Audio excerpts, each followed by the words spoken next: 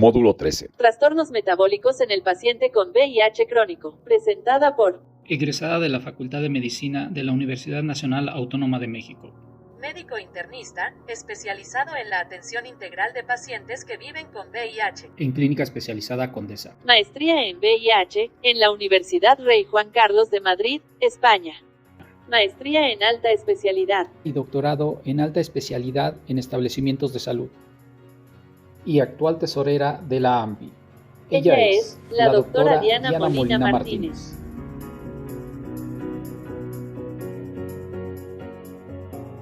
Hola, ¿qué tal? Yo soy la doctora Diana Molina y el tema que quisiera compartirles el día de hoy es acerca de los trastornos metabólicos en el paciente que vive con VIH. Existen varias definiciones acerca de lo que es el síndrome metabólico. La Organización Mundial de la Salud lo va a definir como una patología caracterizada por irregularidades metabólicas que va a incluir la obesidad abdominal, la resistencia a la insulina, la dislipidemia aterogénica y la hipertensión. Esta es una definición de la OMS, sin embargo, sabemos que existen otras definiciones, como la de ATP3, que incluye, aparte de algunas variables que incluye la OMS, también toma en cuenta otras categorías. Lo más importante que hay que resaltar acerca de la definición y el diagnóstico de síndrome metabólico es que va a incluir tanto variables clínicas como variables de laboratorio. Al menos se deben de tener tres de esas variables, como puede ser obesidad central, hipertrigliceridemia, colesterol HDL bajo, hipertensión arterial y la glucosa alterada en ayuno. Entonces, dependiendo de la definición que decidamos implementar, van a ser las variables que van a definir o que van a hacer el diagnóstico. De forma global, a nivel mundial, sabemos que el síndrome metabólico tiene una prevalencia alta, sobre todo en diferentes regiones. De forma general, se considera que en el mundo el 20 a 30% de los adultos están afectados por el síndrome metabólico con las consecuencias a nivel de salud que esto trae en la actualidad y que posiblemente todavía tenga un mayor impacto a futuro. Sabemos que el síndrome metabólico está directamente relacionado con el desarrollo de otras complicaciones metabólicas como la diabetes tipo 2, la enfermedad cardiovascular y la hipertensión arterial. Entonces, como les comentaba, dependiendo la definición que queramos utilizar, son las variables que vamos a tomar en cuenta.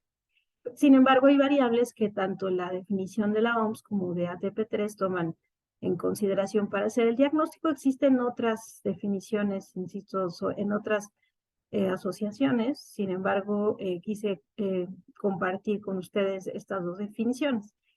Va a tomar en cuenta la cantidad de triglicéridos mayor de 150, en hombres en un HDL menor de 40 y en mujeres menor de 50, una presión arterial por arriba de 130 a 85, una glucosa en ayuno por arriba de 100,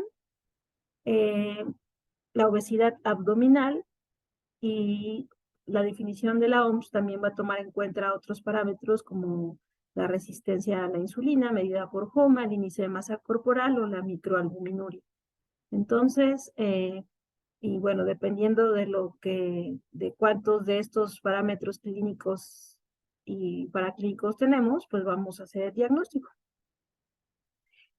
Y de forma general, sabemos que la fisiopatología del síndrome metabólico va a estar asociado con una inflamación sistémica crónica y con el estrés oxidativo.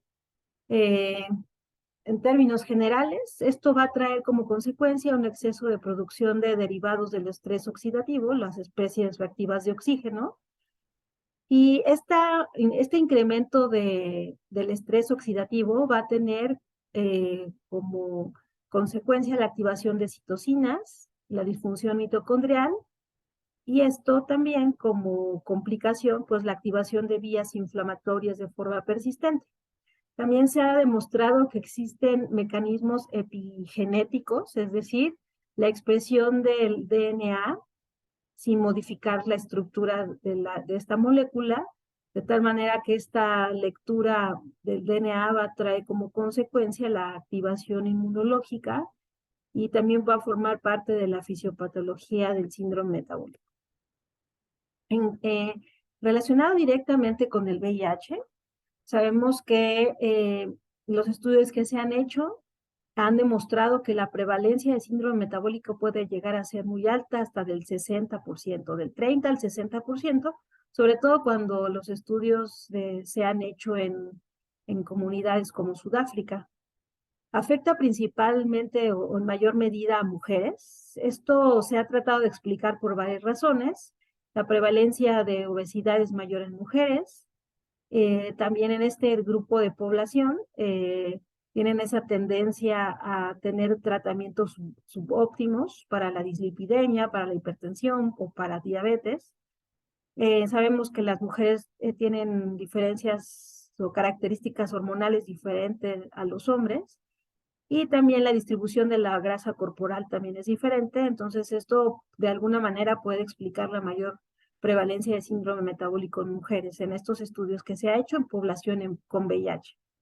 Y todavía existe cierta discusión acerca de si en realidad la prevalencia tiende a ser mayor en las personas que viven con VIH, sobre todo por esta misma característica de que los estudios se han hecho en poblaciones como Sudáfrica o África subsahariana. Entonces, esto de alguna manera sí ha prestado a discutirse si realmente la prevalencia es como se ha reportado. Sin embargo, sabemos que hay factores de riesgo que pueden predisponer a las personas con VIH a presentar síndrome metabólico, como son el conteo de CD4 por debajo de 350, y también se ha observado que la prevalencia todavía es mayor en personas mayores de 40 años. Entonces, son características propias de las personas que viven con VIH y dentro de la fisiopatología de la asociación del síndrome metabólico y el VIH, pues sí es posible encontrar algunas respuestas de si esta prevalencia puede ser mayor. Y vamos a hablar un poco acerca de la inflamación y su relación con el VIH. Sabemos que la inflamación tiene un papel muy importante en la fisiopatología en general de la infección por VIH, los procesos de inflamación persistente están asociados con alteraciones neurocognitivas, con riesgo cardiovascular, con alteraciones metabólicas, con complicaciones renales, etcétera. Y en este caso, pues vamos a hablar un poco acerca de cuáles son las características de las vías inflamatorias que pueden predisponer o desencadenar el síndrome metabólico con todas las complicaciones que esto puede traer. Sabemos que la translocación bacteriana tiene un papel muy importante o es muy relevante en la fisiopatología del VIH. Sabemos también que podemos medir o podemos darnos cuenta de esa translocación bacteriana a través de la determinación de lipopolisacáridos. Las células dendríticas, como sabemos, son células presentadoras de antígenos, al igual que los macrófagos, y que una vez que estas células dendríticas y estos macrófagos están en contacto con el virus o son infectadas, van a estimular la producción de citocinas como el factor de necrosis tumoral alfa, la interleucina 6 y la interleucina 1. Estas moléculas inflamatorias tienen un papel muy relevante en la fisiopatología del síndrome metabólico, de las alteraciones metabólicas asociadas al VIH. Este complejo de moléculas inflamatorias, en algunas revisiones lo llaman inflamosomas. Y estos inflamosomas están relacionados con la formación de caspasas, la caspasa tipo 1, que como sabemos está relacionado con mecanismos de apoptosis y de disfunción mitocondrial. También estas inflamosomas están asociados con la producción de interleucina 1 a partir de prointerleucina 1 beta. Y entonces el incremento de la inflamación va a causar una inhibición de la actividad de una hormona llamada adiponectina, es decir, todas esta producción, esta estimulación de moléculas inflamatorias que ya mencionamos, el principal efecto que va a traer es la inhibición de la actividad de la adiponectina. Esta adiponectina está muy asociada o está vinculada con la regulación de la glucosa a nivel hepático y a nivel de páncreas y de tejido o de músculo a nivel periférico y con la regulación de los ácidos grasos. Y otra cosa bastante relevante, hasta hace algunos años todavía se pensaba que el tejido adiposo no tenía tanta actividad metabólica o hormonal.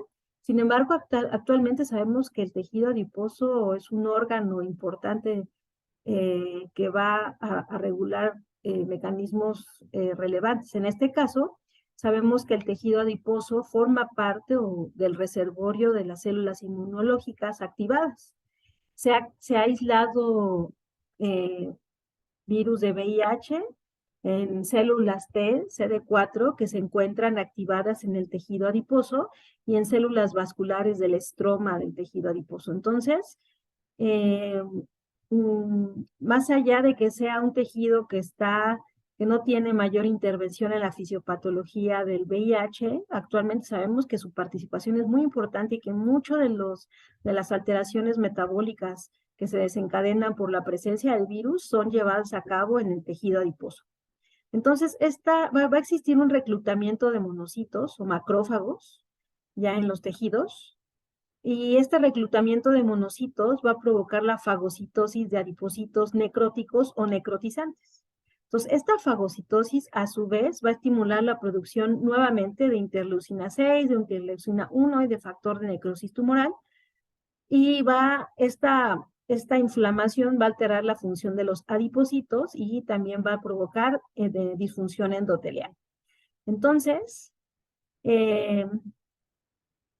podemos notar que el tejido adiposo va a tener un papel muy relevante en todas las complicaciones metabólicas que per se tiene el virus, solo por estar presente y por todo el mecanismo inflamatorio que desencadena. Y por lo tanto, pues siempre se ha estimulado mucho la investigación básica y clínica en el tejido adiposo, por todas estas alteraciones que hemos mencionado. Y por otra parte, también se ha cuestionado cómo es que pueden ocurrir todas estas cosas en el tejido adiposo. Existen algunas pues, teorías acerca de por qué puede estar ocurriendo, y una de ellas es que puede ser que la penetración de algunos antirretrovirales como tenofovir disoproxil, emtricitabina, abacavir 3-TC, dentro del tejido adiposo puede no ser suficiente y por lo tanto existe un bajo nivel de replicación de los linfocitos o del virus a este nivel. Entonces, bueno, sin duda puede ser objeto de investigación a futuro, y creo que el que más podamos saber en el contexto en el que se está desarrollando esto, pues nos va a ayudar a tener estrategias para regularlo. Y como les comentaba, la adiponectina está muy relacionada, es una hormona que a través de su actividad puede disminuir los procesos inflamatorios a nivel del corazón o del el endotelio de las arterias coronarias. También regula la apoptosis a nivel de estas células. También mejora la sensibilidad de la insulina a nivel hepático y disminuye la gluconeogénesis. Y en nivel periférico incrementa el consumo de glucosa, la captación de glucosa a través de receptores GLUT1 y GLUT2. Entonces, esta hormona adiponectina pues forma parte de un control en el control del metabolismo de la glucosa y de los lípidos, y cuando existe algo que la bloquea, en este caso las moléculas inflamatorias que ya mencionamos, interleucina 1, interleucina 6 y factor de necrosis tumoral, estas moléculas inflamatorias interferir con la actividad de la adiponectina hace que todos estos mecanismos regulatorios se pierdan. Y pues bueno, entonces lo más relevante de recordar en esta diapositiva, pues son todas estas vías que se empiezan a alterar, ya sea a nivel hepático, a nivel de tejido graso, a nivel muscular, a nivel de páncreas, en el endotelio vascular. Todas estas alteraciones que empiezan a formarse a raíz de la presencia del virus en el organismo, a raíz de la activación inmunológica. Y justamente hablando de esta disfunción que provoca el virus, vamos a ver que esta disfunción también va a ocurrir a nivel mitocondrial. Y entonces, esto lo va a hacer principalmente a través de dos mecanismos. Una vez que hay esta interacción entre la glucoproteína 120 y el CD4, esta interacción va a traer como consecuencia inmediata la apoptosis mediada por mitocondrias. Entonces, esta estimulación de estos correceptores va a provocar una pérdida del DNA mitocondrial y alteraciones en las señalizaciones mediadas por calcio a nivel de la mitocondria. Entonces, estas alteraciones a nivel mitocondrial va a estimular de igual manera producción de proteínas inflamatorias, interleucinas y proteínas C reactivas. Y el otro mecanismo por el cual el virus va a provocar disfunción de las mitocondrias es por la presencia de proteínas, en este caso, proteínas codificadas por el virus, como son la proteína BPR, que va a causar la propia expresión de esta proteína a nivel de mitocondrias, va a causar una apertura de lo que es denominado el complejo de transición de la permeabilidad mitocondrial, es decir, se abren poros a nivel de la mitocondria. Esto va a provocar una falta de regulación del intercambio de calcio y sodio, pero principalmente de calcio a nivel de la membrana mitocondrial, y esto va a provocar la alteración o disrupción de los procesos mitocondriales y por lo tanto toxicidad mitocondrial. Entonces, esto va a su vez desencadenar liberación de mecanismos preapoptóticos como el citocromo C y la procaspasa 9, que como consecuencia pues van a traer la destrucción, la disfunción de las mitocondrias. Entonces, pues es relevante como la presencia de la interacción de la entrada del virus directamente al CD4 va a traer como consecuencia también las alteraciones en las membranas mitocondriales y a su vez la expresión de ciertos virus, de ciertos genes del virus, va a provocar que estas proteínas que pertenecen al virus, como la proteína BPR, causa alteraciones mitocondriales. Entonces, ha sido difícil explorar esta parte de cómo es que per se el virus puede causar alteraciones mitocondriales y por lo tanto alteraciones metabólicas, sobre todo porque sabemos que actualmente la indicación de iniciar tratamiento antirretroviral pues, es inmediata, de tal manera que no hay mucha oportunidad de ver cuál es el efecto del virus sin tratamiento antirretroviral.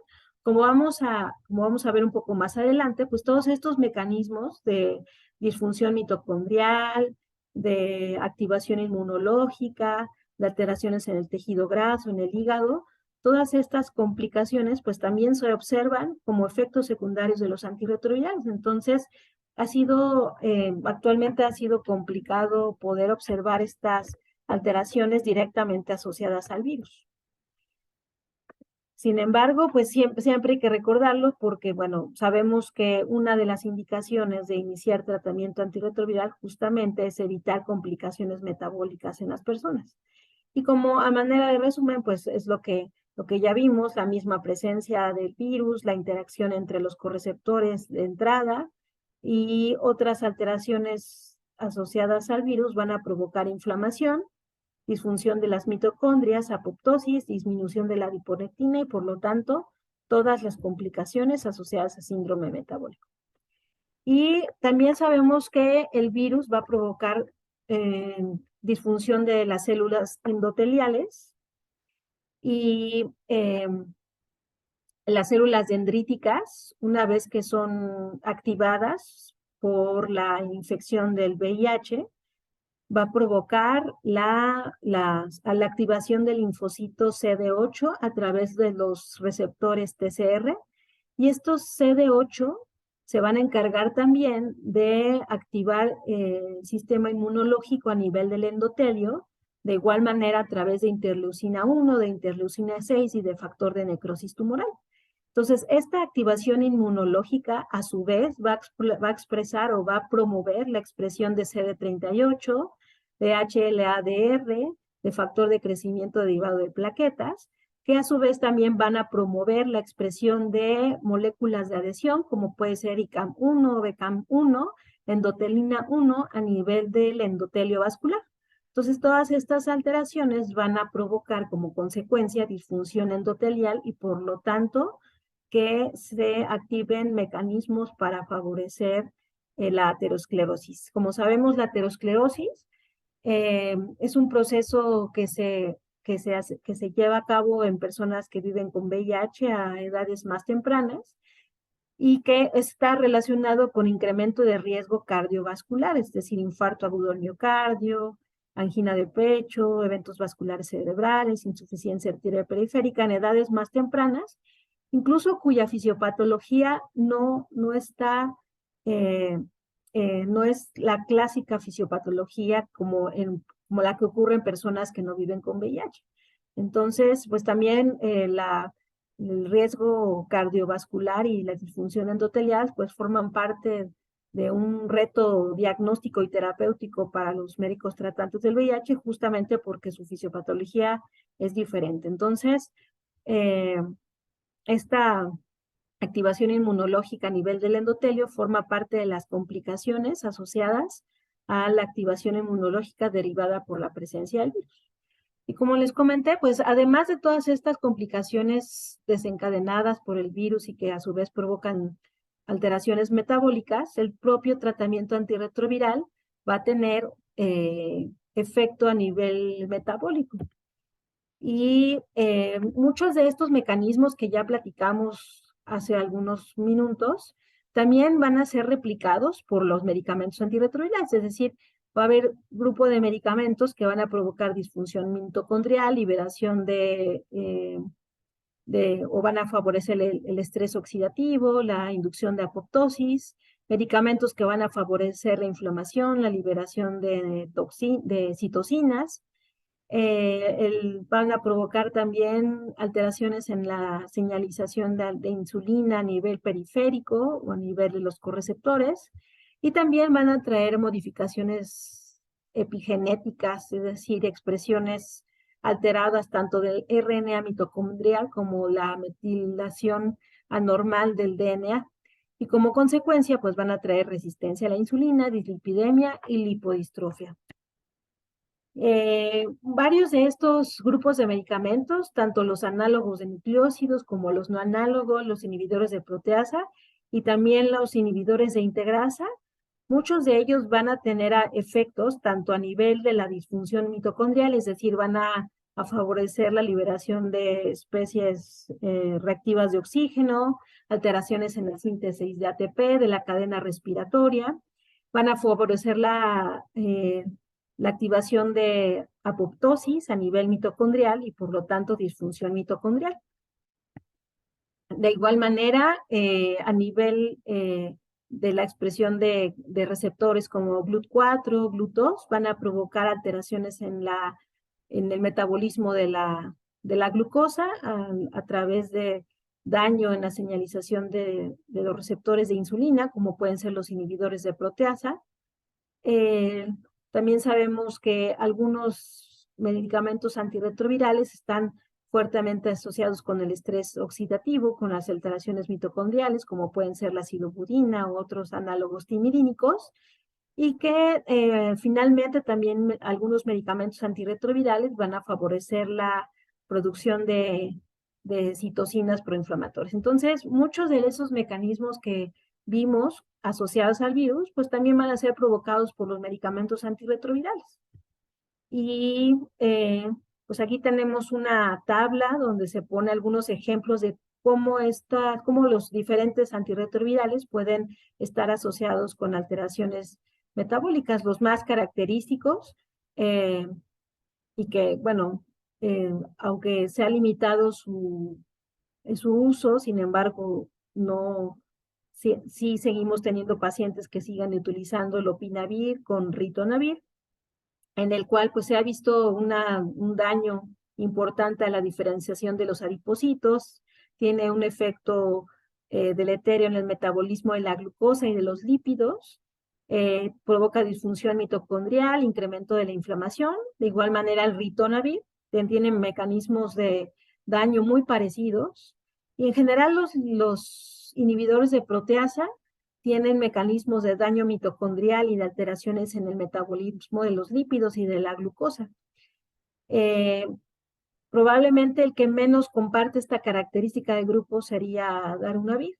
Y de los medicamentos no análogos de nucleósidos, principalmente lo que por mucho tiempo estuvimos utilizando, pues era efavirenz, y también efavirenz también tenía o provocaba incremento de la inflamación, alteraciones en la diferenciación de los adipocitos, de la adipogénesis, alteraciones en el metabolismo.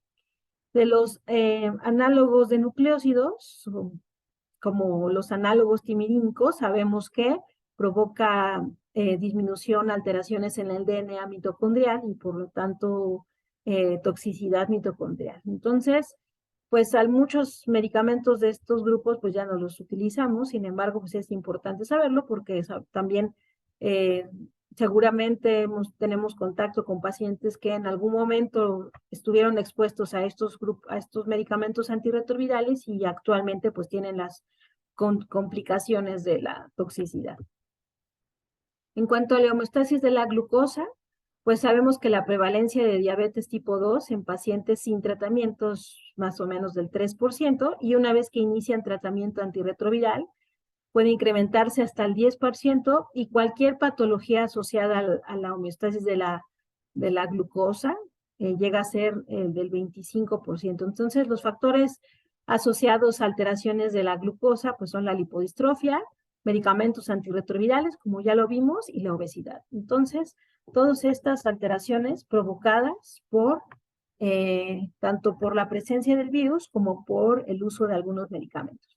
Y entonces vamos a ver algunos ejemplos de cuáles pueden ser las alteraciones metabólicas utilizando algunos medicamentos antirretrovirales. Y pues como sabemos, en esta gráfica podemos ver cuál es el efecto de los antirretrovirales o de las diferentes combinaciones de antirretrovirales, como pueden ser dos análogos como tenofovir, entricitabina más efavirenz, o dos análogos más atazanavir, ritonavir, o inhibidores de integrasa más dos análogos de nucleósidos. Y todos estos grupos de medicamentos o estas combinaciones de medicamentos pues van a tener un efecto tanto en colesterol total, colesterol LDL, colesterol HDL y triglicéridos. Entonces, lo importante en esta gráfica es que, bueno, al final prácticamente todas las combinaciones de antirretrovirales van a tener algún efecto en el metabolismo de los lípidos. Sin embargo, creo que afortunadamente para los pacientes y para nosotros, pues cada vez nos acercamos más a que los medicamentos tengan menos efectos en el metabolismo de los lípidos. Jamás vamos a tener medicamentos perfectos, siempre van a tener efectos secundarios, pero de lo que se trata es de que cada vez estas combinaciones tengan menos efecto en el metabolismo de los lípidos. Sin embargo, pues esto ha sido muy complicado porque a pesar de que son los medicamentos o los esquemas que actualmente utilizamos, puede ser que tengan un perfil más favorable, sin embargo, el efecto de toxicidad o de alteraciones en los lípidos pues no se ha perdido. Y, por ejemplo, lo que comentábamos hace un momento cuando mencionábamos el efecto que tiene el ritonavir en las alteraciones en la diferenciación de los lípidos, incremento de colesterol, etcétera, pues sí se ha visto un efecto entre el búster que nosotros utilizamos, si utilizamos ritonavir o si utilizamos cobicistat, y se ha visto que sí existe alguna diferencia sobre todo en el control de colesterol total, colesterol LDL y triglicéridos, entre utilizar un búster con ritonavir que un búster con cobicistat. Entonces, pues siempre tendríamos que buscar la mejor alternativa para evitar complicaciones metabólicas, sobre todo asociadas a los lípidos, con ritonavir. Y en esta diapositiva, pues también se ve el efecto, ¿no? De si utilizamos darunavir a dosis de 1.6 gramos al día o de 800 miligramos al día. Entonces, en este caso, pues sí se vio una disminución del riesgo cardiovascular utilizando una u otra dosis. Entonces, como de igual manera lo comentábamos en la tabla donde se ven los efectos metabólicos, pues sí hay una diferencia entre utilizar más o menos miligramos de darunavir en este caso, y como vimos anteriormente, pues también hay una diferencia entre utilizar un booster u otro, ¿no? Entonces, eso es lo que se puede ver acerca del control de los lípidos. Y en cuanto al control o el diagnóstico de síndrome metabólico y riesgo de diabetes, en este caso, en el estudio, este es un análisis del estudio Advance, que en la plática sobre obesidad, pues seguramente se va a comentar un poco más acerca de este estudio, pero lo que quiero compartirles en esta diapositiva es tanto el diagnóstico de síndrome metabólico emergente, es decir, el nuevo diagnóstico de síndrome metabólico, y por otra parte el riesgo de diabetes. Y en lo que se observó es que el diagnóstico de síndrome metabólico fue a las 96 semanas en este estudio Advance fue mayor en los pacientes que estuvieron con esquemas con tenofovir alafenamida más dolutegravir, comparado con el grupo que estaba tomando tenofovir disoproxil más dolutegravir, o bien que estaba con efavirenz, tenofovir en tricitabina, en cuanto al diagnóstico de síndrome metabólico. Y en cuanto al desarrollo de diabetes, también se vio que el delta, tanto a 48 como a 96 semanas, es decir, la diferencia fue más marcada en pacientes que estaban con esquemas con TAF más dolutegravir, comparado con TDF más dolutegravir o TDF más efavirenz. Entonces, lo importante que hay que saber aquí, pues es que de acuerdo a este estudio, sí existe un riesgo acerca de desarrollar síndrome metabólica y desarrollar diabetes. Sin embargo, como lo vamos a ver un poco más adelante, pues esta es parte de ese estudio. Sin embargo, en otras publicaciones y en otros estudios que se han presentado, esto no puede ser esto no es tan concluyente. Y hablando del incremento de peso, también se ha visto que en general todos los esquemas antirretrovirales, una vez que se inician, el riesgo es o siempre va a haber un incremento de peso, ¿no? Con cualquiera de los esquemas que se utilicen. Este incremento de peso pues va a ser más marcado en las mujeres, sobre todo en mujeres de raza negra, comparado con la raza no negra y con hombres. Entonces, siempre va a haber un incremento de peso, independientemente del esquema antirretroviral que estemos utilizando. Por otro lado,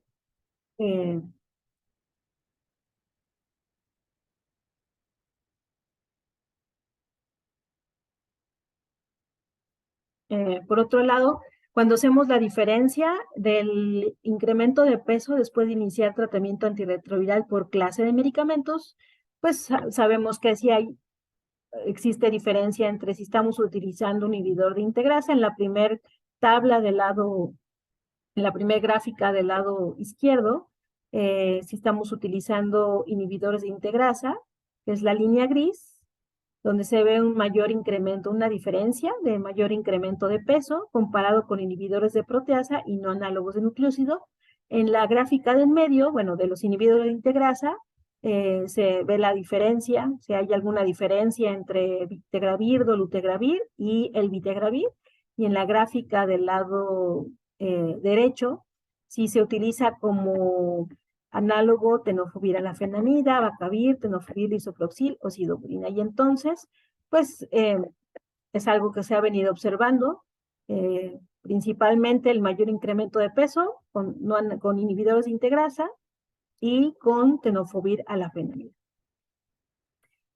Y hablando acerca de los cambios en el peso y en marcadores metabólicos en este análisis del estudio Tango, Como sabemos, el estudio Tango se trataba de pacientes que estaban con un esquema basado en TAF y pacientes que se cambiaron a dolutegravir 3-TC, es decir, se quitó tenofovir a la fenamida. Y en este caso hubo los cambios, lo que se registró en este estudio a la semana 144 era que los cambios en el peso eran similares en los dos grupos. Pero algo que recalcan los autores era que sí hubo una mayor proporción de individuos con obesidad que al inicio del estudio recibieron tratamiento basado en TAF frente a dolutegravir 3-TC, pero que recibieron una consejería en el control de peso. Entonces, esto pudo haber de alguna manera influido en cuanto a los resultados en el cambio de peso que fueron similares en ambos grupos. Y algo que también ellos resaltan en este análisis es en los marcadores metabólicos, sobre todo el colesterol total, colesterol HDL y colesterol LDL, en los que se vio una diferencia a favor de dolutegravir 3-TC, comparado con continuar con un esquema basado en TAF. Entonces, pues pareciera que sí hay un efecto, ese es el efecto observado en otros estudios con la exacerbación de los efectos metabólicos cuando asociamos tenofovir a la fenamida y un inhibidor de integrasa como puede ser dolutegravir. Aquí también en este estudio es un estudio de cohorte en donde se evaluó, es un seguimiento a 1.5 años, en donde se observó una primer cohorte donde eran pacientes en tratamiento con un inhibidor de integrasa versus la otra cohorte con inhibidores de proteasa o no análogos de nucleócidos. Entonces, en estos estudios lo que se observó es que el inicio con inhibidores de integrasa se asoció con el desarrollo de insuficiencia cardíaca congestiva, infarto al miocardio y trastornos metabólicos. Entonces, pues también de igual manera es importante observar los efectos metabólicos que pueden tener desenlaces como de este tipo, ¿no? Entonces, esto es lo que se desarrolló o lo que se llegó a observar en este estudio de cohorte. Sin embargo, como vamos a ver un poco más adelante, pues puede ser diferente lo que se pueda reportar en otros estudios.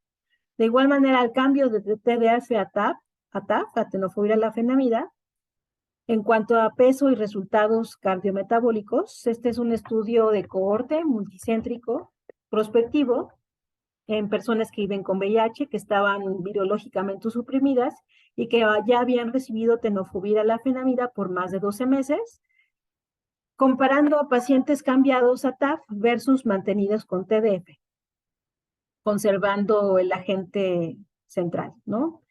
En este estudio lo que se observó es el cambio de el TDF a TAF, en donde se observó un aumento de peso y aumentos en el colesterol total y los triglicéridos sin impacto en los eventos relacionados con desenlaces metabólicos. Es decir, bueno, pues también se confirmó, una vez más se ve el efecto del cambio de TDF a TAF con un incremento de peso. Y en este análisis de subgrupos, pues se vio en este mismo estudio que acabamos de comentar, se vieron las diferencias de peso entre los dos grupos, entre los grupos de TAF, comparado con el grupo de pacientes con TDF, en los que se observó que el mayor impacto fueron aquellos pacientes que estaban con un esquema con inhibidor de integrasa, en mujeres, pero particularmente de raza negra, y en aquellos con CD4 menor de 200. Entonces, los que mayor impacto tuvieron en el peso eran estos grupos, ¿no? Pacientes que cambiaron de TDF a TAF y que además estaban con un esquema con inhibidor de integrasa, mujeres, raza negra y con menos de 200 CD4. Entonces, estas son variables que, así como se observó en este estudio, pues sabemos que también se han replicado en otros estudios donde de igual manera se ha visto el efecto en incremento de peso de TAF y a inhibidores de integrasa. Y también como manera de resumen de los efectos cardiometabólicos, se han publicado, se han reportado varios estudios en los que se trata de ver cuál es el efecto de tanto en el control de lípidos, de glucosa, de síndrome metabólico, de obesidad, con los diferentes esquemas o combinaciones de inhibidores de integrasa más TAF, ¿no? Como ya comentamos un poco acerca de este estudio Advance, pues lo que se ha observado es mayor incremento de peso, como ya lo comentamos, incremento en el riesgo cardiovascular a 10 años, sobre todo en pacientes con TAF y dolutegravir. Y también se observó un incremento en el riesgo de diabetes, de igual manera con TAF más dolutegravir y mayor riesgo todavía en mujeres. En el estudio REPRIV también es una corte internacional en los que los pacientes recibían inhibidores de integrasa, tuvieron mayor incremento del índice de masa corporal, riesgo de obesidad, incremento de la circunferencia abdominal, comparado con los pacientes que estaban con un esquema con inhibidores de proteasa o no análogos de nucleósidos. Sin embargo, en este estudio no se observó alteraciones o que las alteraciones de la glucosa en ayuno o LDL fueran significativas en los pacientes que estaban con un esquema con inhibidores de integrasa. El otro estudio que quisiera mencionarles es el Market Scan. Es un estudio de cohorte, más de 100,000 pacientes que viven con VIH. Entre el 2007 y el 2018 se observó un incremento significativo de riesgo de desarrollar diabetes o hiperglucemia entre los que recibieron un inhibidor de integrasa. Y el riesgo fue dado principalmente en aquellos pacientes que estaban recibiendo dolutegravir comparado con el vitegravir y raltegravir. En el estudio HALO, este estudio evaluó los factores de riesgo para progresar de prediabetes a diabetes en una corte de 1,000 pacientes, más de 1,000 pacientes con VIH. Y en este estudio encontró que los pacientes con inhibidores de integrasa, el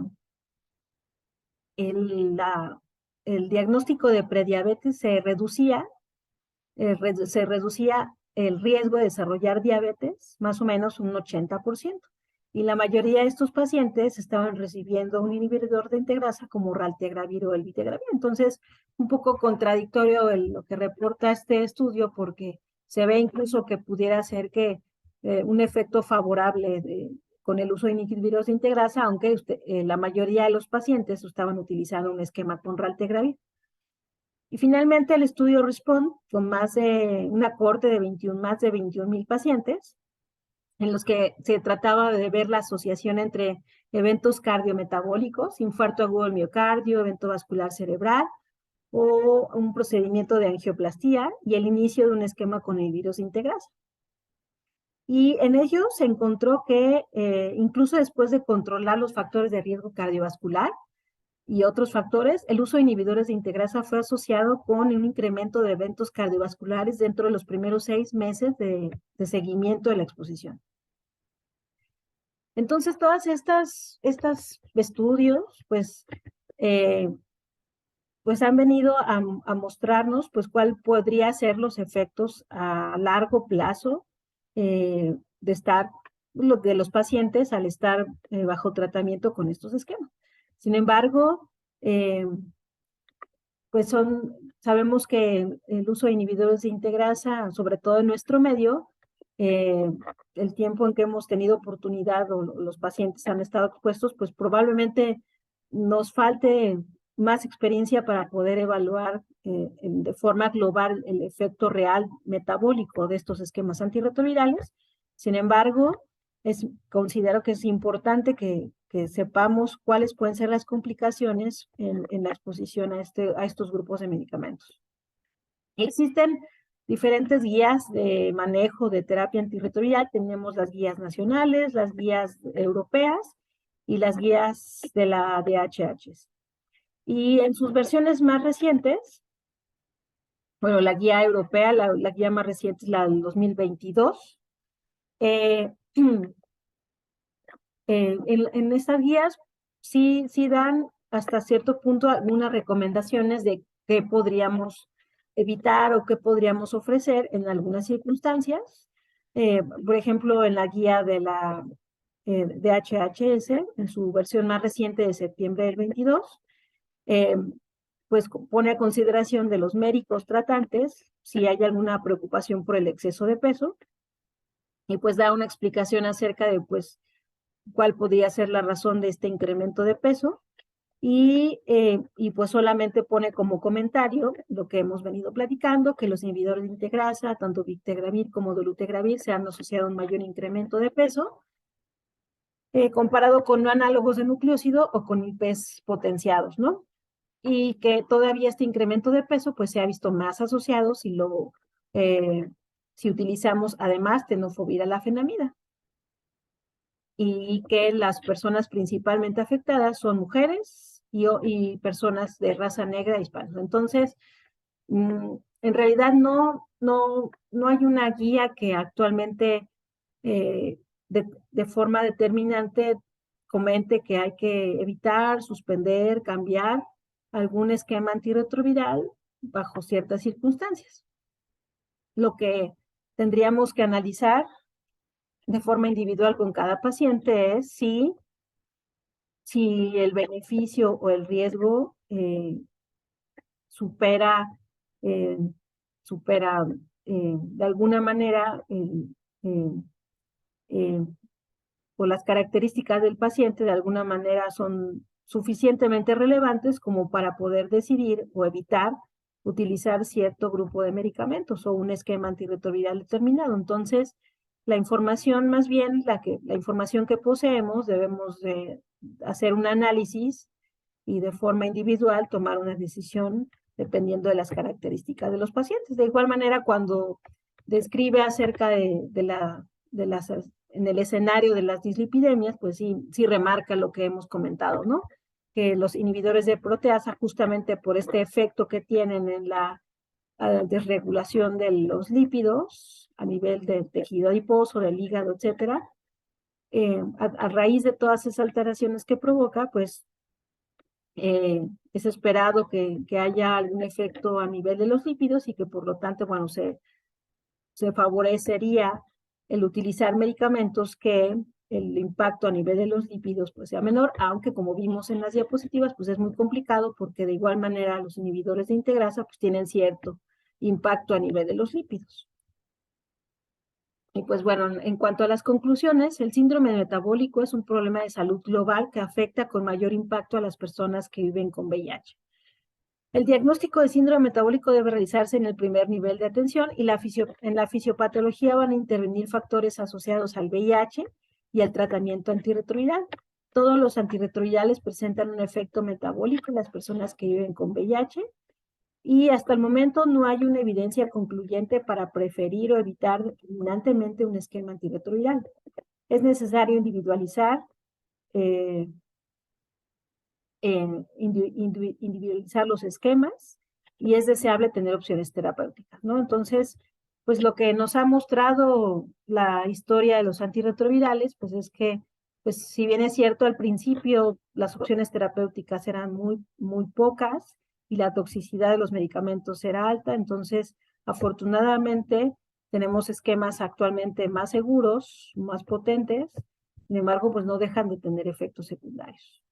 Y entonces lo deseable pues es tener diferentes estrategias terapéuticas para poderlas utilizar en pacientes en particular. Y les agradezco mucho su atención.